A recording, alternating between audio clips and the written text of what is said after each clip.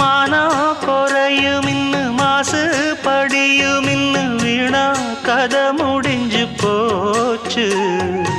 ஈசான மூலையில லேசான பள்ளி சத்தம் மாமன் பேர சொல்லி பேசுது. ஆறாத சோகந்தன்ன தீராம சேர்த்து வச்சு ஊரும் சேர்ந்து என்ன ஏசுது. மாமா மாமா உன்னத்தானே எண்ணி நானும் நாளும் தவித்தேனே.